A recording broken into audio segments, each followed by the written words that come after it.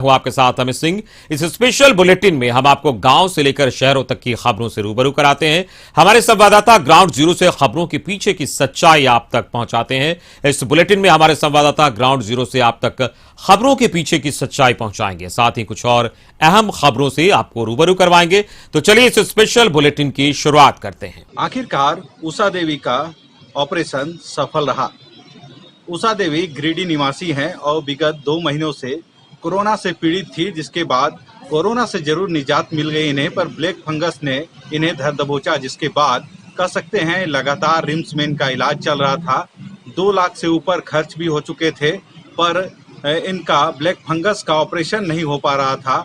यही वजह थी कि इनके जो पुत्र हैं वे इनके लिए इच्छा मृत्यु सरकार से मांग की थी, जिसके बाद कोर्ट ने स्वतः संज्ञान लेते हुए इस मामले पर रिम्स प्रबंधन को फटकार लगाई थी।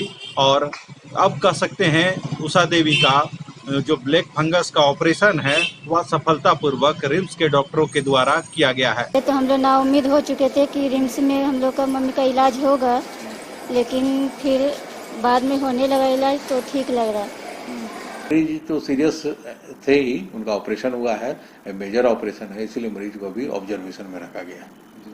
सीरियस था और उनका शुगर वगैरह कंट्रोल शायद नहीं था, इसलिए उनके ऑपरेशन में हमको लगता है कि देरी हुई होगी, या उन लोग जो देख रहे थे मरीज को उनको लगा होगा कि अभी ये एनेस्थीसिया उसको दिया जाए या नहीं दिया जाए, इसके बारे में उन लोग डिसाइड नहीं कर पा रहे होंगे। कुछ तो कन्फ्यूजन था जिसके चलते यह डिले हुआ और अल्टीमेटली आज उनका ऑपरेशन हुआ। हम उम्मीद करते हैं कि वो ठीक हो जाएंगे। कहीं ना कहीं कह सकते हैं कोर्ट के फटकार के बाद उषा देवी को जो स्वास्थ्य लाभ मिलना चाहिए वह मिला है, और जो ऑपरेशन के बाद अब उनके परिजन भी खुश नजर आ रहे हैं, क्योंकि जितने खर्च उषा देवी के इलाज में पहले हो चुके हैं उसके बाद उनकी पॉकेट खाली हो गई थी। यही वजह थी कि पैसे की अभाव में उषा देवी के लिए उन्होंने सरकार से इच्छा मृत्यु की कह सकते हैं मांग की थी, और जिसके बाद अब प्रबंधन रिम्स जो है उनका सफल ऑपरेशन कर दी है, और इसके बाद अब कह सकते हैं जो उनके परिजन हैं वे खुश नजर आ रहे हैं। मुल्क में वो भी इलाके हैं जहां धूप की तपन में मुरझाकर लोग 2 कदम रुक जाते हैं, और वो भी इलाके हैं जहां पानी का सैलाब नासूर बनकर आता है और लोगों के घरों की दीवारों में घुस जाता है, तो लोग अंदर से खोखले हो जाते हैं। सीमांचल में हर साल महानंदा, कोसी की सहायक नदियां कहर बनकर तबाही की कहीं अनकहीं दास्तां लिखती हैं। ये नदियां अपनी उफनती लहरों में हर साल सैकड़ों घरों को समाहित कर लेती हैं और पीछे छोड़ जाती हैं एक ऐसे दर्द की कहानी जिसकी चुभन ताउम्र लोगों को सहना पड़ता है। पूर्णिया के सीमावर्ती इलाकों में इसका प्रभाव सबसे ज्यादा होता है। परमान, महानंदा, कोसी अपनी मदमस्त चाल में हर साल सैकड़ों एकड़ फसल जमीन को अपनी आगोश में ले लेती हैं और हजारों लोग बेघर हो जाते हैं। मगर सब कुछ बर्बाद हो जाने के बाद भी यह हौसला नहीं हारते। दर्द और बेबसी को नियति मान फिर नए सिरे से जिंदगी जीने और रोजी रोजगार की तलाश में जुट जाते हैं। लेकिन तनिक सोचिएगा, ताकि इनकी जिंदगी में हर साल तबाही बर्बादी का आने वाला यह सिलसिला थम सके और यह भी अपनी सुकून की जिंदगी जी सकें। नदियां अपने बांधों को तोड़कर हर साल तबाही बर्बादी की कहीं अनकहीं कहानियां छोड़ जाती हैं। ऐसे में सरकार और सरकार के नुमाइंदों को चाहिए कि ऐसी पहल करें ताकि इनकी ज़िंदगी भी महफूज रह सके और इनका भी गुजारा हो सके। नेपाल में लगातार हो रहे बारिश और नेपाल बैराज के द्वारा लगातार छोड़े जा रहे पानी से जो है बूढ़ी गंडक नदी में लगातार जो वृद्धि देखे जा रही है, और इन दिनों जो है बूढ़ी गंडक अपनी उफान पे है, जिसके इसके तराई में रहने वाले जो लोग हैं, इसके जो पेटी में रहने वाले लोग हैं वो खासा प्रभावित है। जिससे अभी आप देख सकते हैं समस्तीपुर का जो है जो रेल पुल है वहीं पर मौजूद है, जो अपने खतरे के निशान से जो जिला प्रशासन के द्वारा जो दिया गया निशान है उस निशान से जो है जो बूढ़ी गंडक ऊपर बह रही है, जिससे की वजह से आप देख सकते हैं इसके आसपास के जो लोग रहते थे वो अपना जो आशियाना जो है ऊपर की ओर जो बढ़ा लिया है, मतलब ऊंचे स्तर की ओर। मतलब कह सकते हैं कि लोग हर साल अपना आवास बनाते हैं, अपना घर बनाते हैं, और उससे घर जो है इस बारिश की वजह से और लगातार बूढ़ी गंडक नदी में जो पानी आता है, जलस्तर बढ़ता है, जिससे आसपास का इलाका जो है जलमग्न हो जाता है बाढ़ से।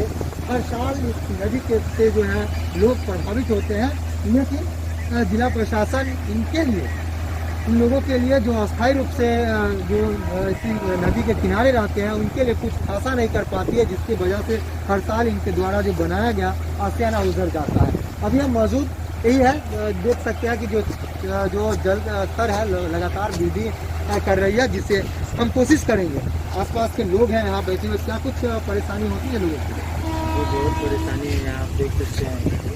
पानी यहाँ पे ट्रक बना के रहते थे, तो अभी बांध में चले गए हैं।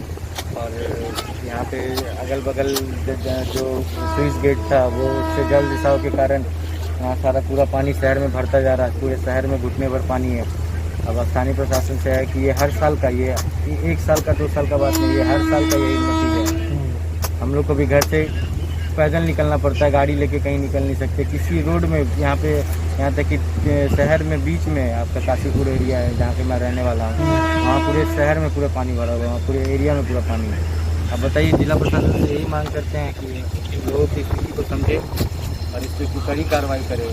जिला प्रशासन से और यहाँ के सीएम, बिहार के सीएम से मांग करते हैं कि पटना का भी वही हाल है, मुजफ्फरपुर का भी यही हाल है, समस्तीपुर का भी यही हाल है, दरभंगा का भी यही हाल है। तो लोगों का ये बताना है कि हर वर्ष हर जिला, बिहार के तमाम जिलों में बाढ़ की समस्या बन जाती है और लोग जो है अपना घर छोड़कर कहीं अलग विस्थापित कर जाते हैं और ये समस्या लगातार बनी होती है। इसके लिए जो है सरकार और जिला प्रशासन को ठोस कदम उठाना चाहिए। समस्तीपुर से कशिश के लिए मंजूर कुमार। उत्तर बिहार के कई जिलों में जो है बाढ़ और बारिश ने आम जीवन को प्रभावित किया है। अगर कटिहार की बात करें तो कटिहार के कई नदियों में, खास करके महानंदा, कोसी, बरनी नदियों का जलस्तर तो घट रहा है, लेकिन कुछ खास ऐसे क्षेत्र हैं जहां पे बोल्डर फ्लड फाइटिंग का काम किया गया, लेकिन गुणवत्ता के अभाव में वो भी खासा प्रभावित हुआ। जी हाँ, हम बात कर रहे हैं कटिहार के अहमदाबाद प्रखंड के कमरुद्दीन टोला की, जहां आप तस्वीरों में देख पा रहे होंगे ग्रामीण खासा आक्रोशित हैं। यहाँ पे स्पर संख्या 42 और 67 जो 6 करोड़ 81 लाख रुपए की लागत से बनाया गया, लेकिन कार्य की गुणवत्ता में अभाव के कारण जो है वो जो महानंदा नदी के कटाव से रोकने के लिए इस स्पर का निर्माण करा गया था ताकि लोगों का आसाना बच सके, लेकिन कार्य की गुणवत्ता के अभाव में कहीं ना कहीं जो है ये स्पर जो है निर्माण कार्य के कुछ दिन बाद ही क्षतिग्रस्त हो गया। आम ग्रामीणों के माने तो आम ग्रामीणों में काफ़ी आक्रोश है, खास करके जल संसाधन विभाग के जो एसडीओ है मनीष कुमार, उनके प्रति खासा आक्रोश है। उनका कहना है कि जब भी उन्होंने मनीष कुमार से बात करने की कोशिश की तो उन्होंने अपने रुतबे का हवाला देते हुए कहा, आपको जो करना है कर लो, मैं साइड इंचार्ज हूँ, मैं जो करूँगा वो करूँगा। समस्या यह हुआ जो मनीष कुमार एसडीओ ने यहाँ का जो जितना काम कराया है वो जांच का विषय है और सारा काम जो है यहाँ का मट्टी वगैरह जितना है 42 नंबर ठोकर से ही मतलब वो ये किया गया, काम किया गया, बाहर का मट्टी लेके आया नहीं। और जो कि अभी बाढ़ दस्तक दिया ही नहीं, जो कि 42 नंबर ठोकने का कगार पर है। काम होगा, अभी बोल रहे हैं तो कह रहे थे नहीं, एस्टीमेट में वो है नहीं काम। और देखिए ना, इसका कटआउट के धंस कैसे रोलर नहीं चला, कट गया, उधर बैठ गया। इधर भी देखिए, आपका कैमरा इधर देखिए, ये देखिए कैसा यहाँ तक जमीन था, साबुत जमीन था। अगर जियो बैग का बांस बल्ली हो जाता तो आज ये हालत में होता। क्या नाम है आपका? मोहम्मद फारूक। आप तस्वीरों में देख पा रहे होंगे जो बोल्डर है, बोल्डर पाइलिंग का काम है, वो कई जगह धंस गया है। तो कहीं ना कहीं गुणवत्ता का अभाव है। सरकार बाढ़ के पूर्व दावा तो करती है कि हर एक जगह बाढ़ निरोधी कार्य, कटाव निरोधी कार्य किए जाएंगे, लेकिन उसके अधिकारी ही जो हैं ज़मीन पे उनके योजनाओं का पलीता लगाते हैं। ऐसे में ये कहना जायज़ होगा कि जिला प्रशासन को इस ओर ध्यान देने की ज़रूरत है, खास करके ऐसे जो पदाधिकारी जो अपने रुतबे का हनक देते हैं और कार्य की गुणवत्ता में की कसौटी पे खरा नहीं उतरते, ऐसे से इससे आम लोगों का जनजीवन प्रभावित होगा।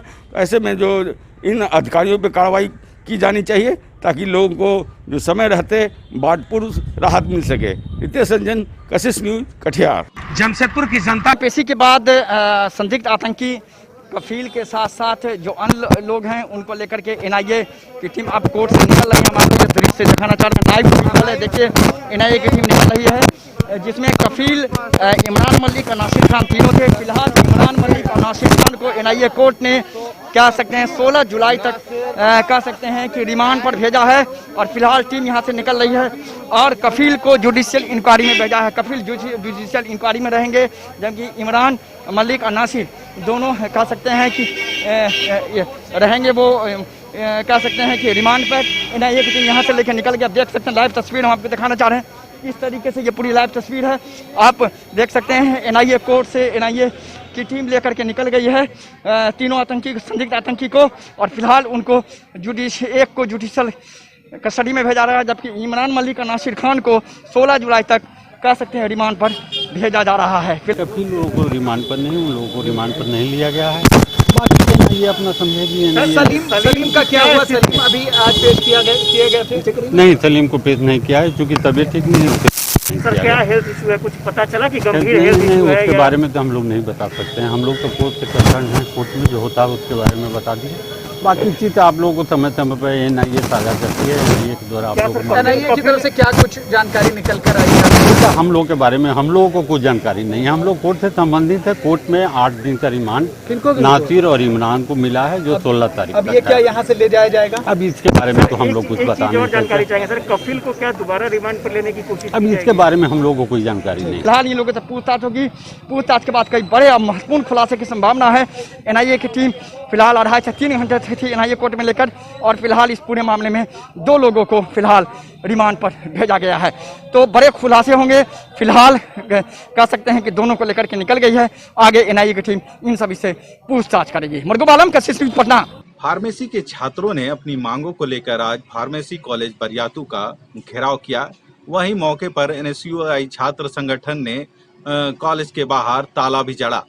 इनकी मांग है कि इनका जो एग्जाम है उसे कैंसिल करने के बजाय ऑफलाइन या ऑनलाइन पद्धति में लिया जा सके, क्योंकि इनका बैच 2017 का है और 3 साल ऐसे भी हो चुका है, और 2017 से 19 का इनका जो बैच था अब उसमें भी डिले हो रहा है। ऐसे में इनकी जो पढ़ाई है या जो सेशन है वह काफ़ी प्रभावित हो रहा है। यही वजह है कि ये आज प्रबंधन से मांग करने गए थे कि इनका जो एग्जाम है वह ऑफलाइन या ऑनलाइन पद्धति में ले लिया जाए। फाइनल सेमेस्टर के जिनका 19 में ही सत्र खत्म हो जाना चाहिए था, अभी 21 आ गया। पेंडेमिक का सिचुएशन है और यहाँ कॉलेज के मान के चलिए पूरे झारखंड में 800 से ऊपर छात्र है। हम लोग अभी गवर्नमेंट कॉलेज ऑफ फार्मेसी यहाँ पे बरियातू में यहाँ पे बैठे हुए हैं। यहाँ के डायरेक्टर से हम लोगों ने कुछ दिन पहले बात भी किया कि छात्रों का आखिर जो मुद्दा है, मांग है, इस पे क्या कार्रवाई की जा रही है। 1 साल से 2 साल लेट हो गया है, छात्रों का भविष्य अंधकार में फंसा हुआ है। Second year diploma in pharmacy का एग्जाम होना तय हुआ है। आगे आप लोग देख ही रहे होंगे कि सरकार का आज भी निकला है कि हम ये लॉकडाउन बढ़ते जा रहा है। हमने सरकार के पास एग्जाम के लिए स्पेशल जैसे MBBS का हो रहा है अनुमति के लिए भेजा है। हमने फॉलोअप भी किया है कि आपदा प्रबंधन विभाग में है, लेकिन हमको अनुमति नहीं मिली। उनका साफ तौर पे कहना है प्रबंधन का कि जो सरकार के जो गाइडलाइन है उसके अनुसार हम अभी निर्णय नहीं ले सकते हैं ऑफलाइन या ऑनलाइन एग्जाम के लिए। जब तक इसमें ऑर्डर नहीं आता है तब तक हम सक्षम नहीं है इस पे निर्णय लेने के लिए। वहीं छात्र दूसरी ओर अपने जो जितने भी सेमेस्टर हैं और जो वर्ष इनके बर्बाद हो रहे हैं उनका हवाला देते हुए